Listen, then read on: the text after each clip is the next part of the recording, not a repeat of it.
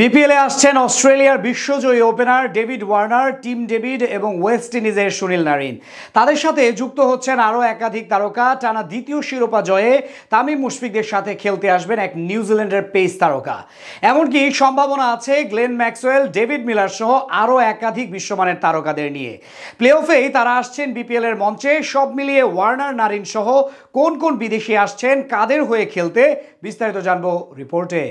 শুরুতে যতটা ঢাকঢোল পিটানো হয়েছিল, মাঝের সময়টা ততই মলিন ছিল। যদিও রানের দিক থেকে এবার বিপিএল ছাড়িয়ে গেছে অন্য সবগুলো আসরকে, তবুও বিশ্বমানের ক্রিকেটারের অভাবটা ছিল স্পষ্ট।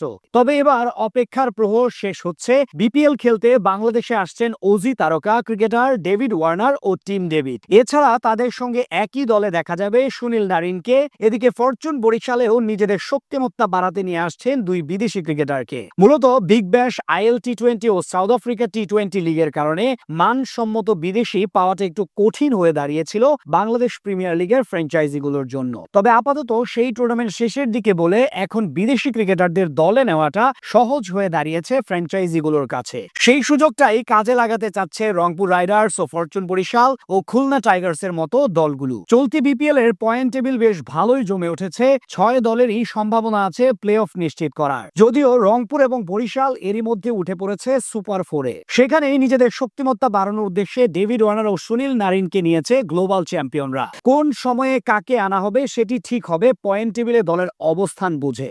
আজ সিডনি থান্ডার্সের হয়ে বিগ ব্যাশ ফাইনাল খেলার পর ওয়ার্নারের বিপিএল এ আসতে সমস্যা হওয়ার কথা নয়। প্লে অফেই রংপুরের হয়ে দেখা যেতে পারে তাকে। অন্যদিকে নারিনকে ফাইনালে খেলানোর ইচ্ছা রাইডার্সের। ওয়ার্নার এর আগে 2018-19 মৌসুমে বিপিএল এ খেলেছেন সিলেট সিক্সার্সের হয়ে, আর নারিন তো বিপিএল এর পরিচিত মুখী। এ পর্যন্ত 6 মৌসুম খেলেছেন বিপিএল এ। এদিকে তাদের সাথে প্রথমবারের মতো বিপিএল খেলতে আসবেন Aussie power hitter Tim David. তাকেও দেখা যাবে রংপুরের হয়ে প্লে অফ মাতাতে। প্রতিপক্ষ যখন এমন কৌশল সাজাতে ব্যস্ত, তখন চুপ করে বসে নেই ফরচুন বরিশাল। মোহাম্মদ নাভি, ডেভিড মালানদের সাথে এবার নিজেদের পেস আক্রমণের শক্তি বাড়াতে নিউজিল্যান্ডের পেসার অ্যাডাম মিলনের সঙ্গে চুক্তি করতে যাচ্ছে ফ্র্যাঞ্চাইজিটি। এছাড়া এসএ টি20 শেষ করে আবারও তাদের ডেরায় যুক্ত হতে পারেন অলরাউন্ডার কায়েল মায়ার। তাদের মতোই খুলনা টাইগার্সও খুঁজছে বিশ্বমানের তারকা। প্লে অফের শক্তিমত্তা বাড়াতে পুরনো বিদেশিদের পাশাপাশি টপ অর্ডারে ভালো একজন ব্যাটসম্যান আনতে তারা বেশ কয়েকজন এজেন্টের সঙ্গে কথা বলেছেন। এ নিয়ে খুলনার কর্তৃপক্ষ থেকে বলছে,